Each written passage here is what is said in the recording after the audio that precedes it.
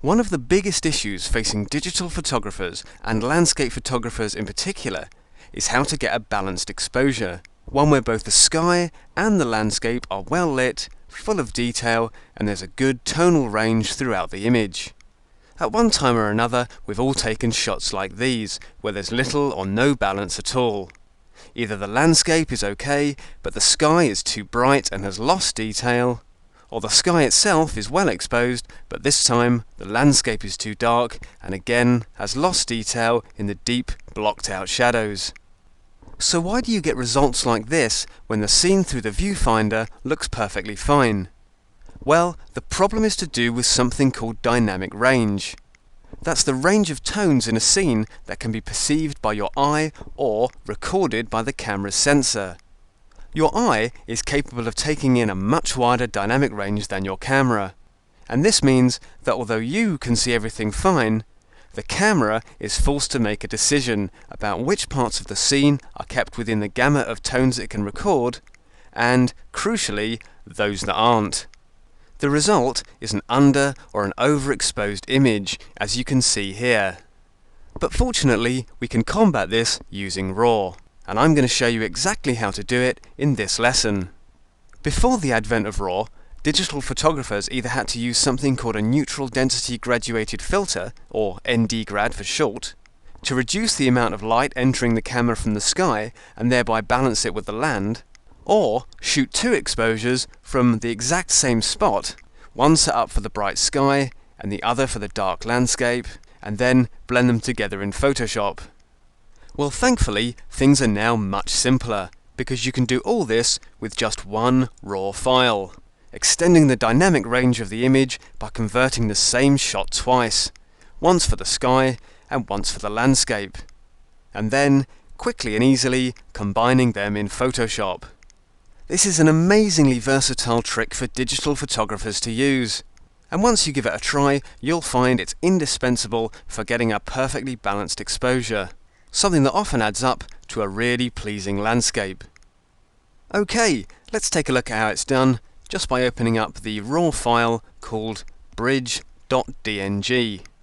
Just hit open on that image and I'll join you in the Camera Raw interface.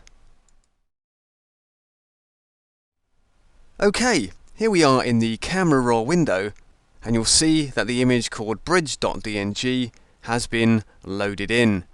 And the first thing we need to do before we start adjusting the sliders on the right hand side of the palette is just make sure that next to settings we have the option called Camera Raw Defaults. Though in Photoshop CS this will just say Camera Default.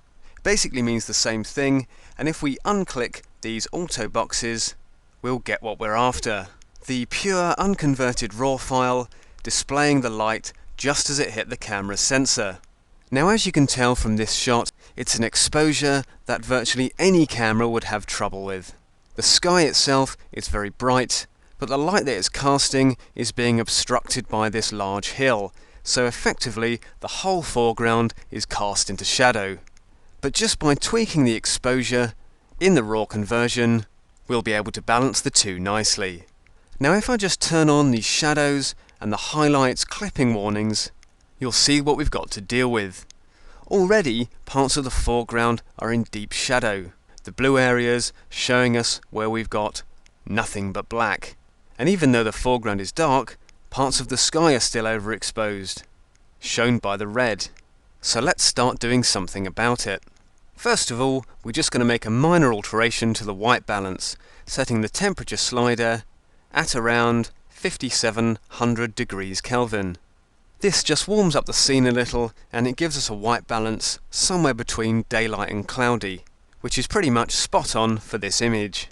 The tint slider we'll leave at -3, and then we'll come down to the all-important exposure slider, probably the Camera Raw interface's most powerful feature, because just by moving it down to the left to -1 stop, you'll see all of those highlight clipping warnings in the sky disappear, leaving us with some nicely exposed clouds.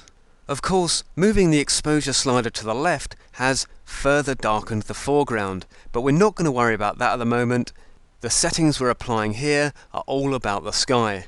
First we'll get that correct, then we'll deal with the landscape.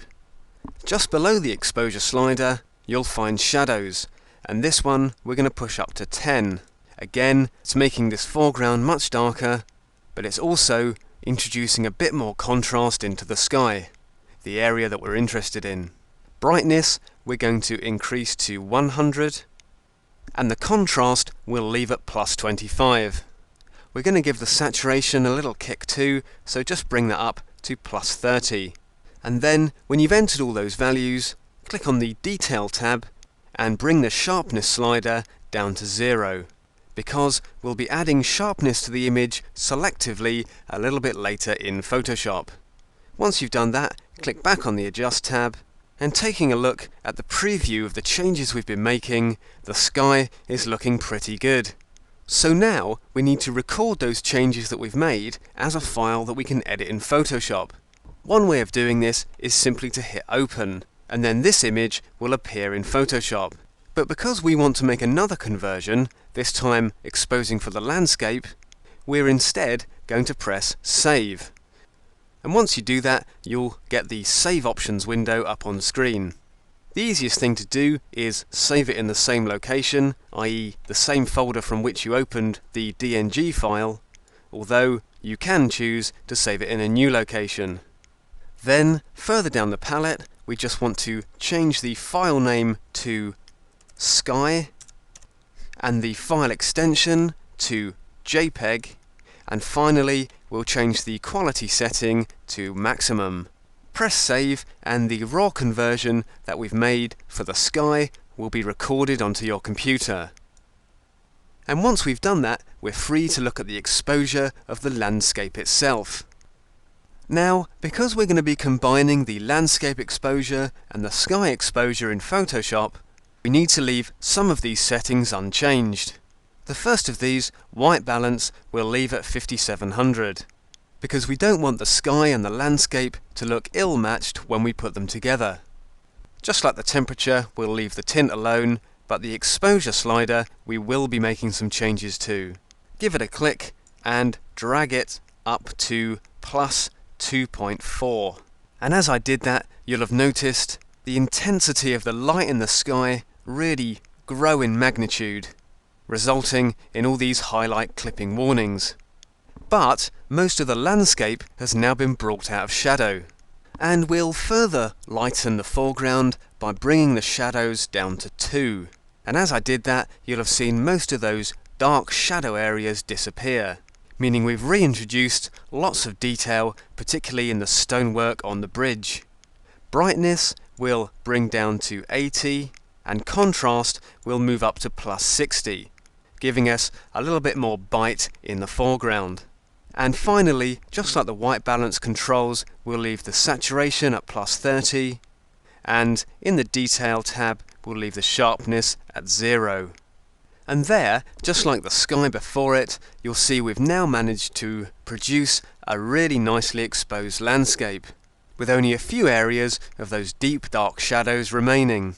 And finally, just as we did for the sky exposure, we need to save our landscape before we combine the two in Photoshop. So just come down to Save again, change the file name to Landscape, and assuming that all the other settings have remained unchanged, just hit Save. And that's it for our raw conversions. Just press Done to leave the camera raw interface, and you'll be transported back to the main Photoshop editing window. And now we'll just come up to File, down to Open, click on the landscape conversion that you saved, as well as the sky file, click Open, and the two raw conversions you've made will be opened into Photoshop, ready to be combined into one stunning landscape image. So join me in part 2 of this tutorial, and I'll show you how to do just that.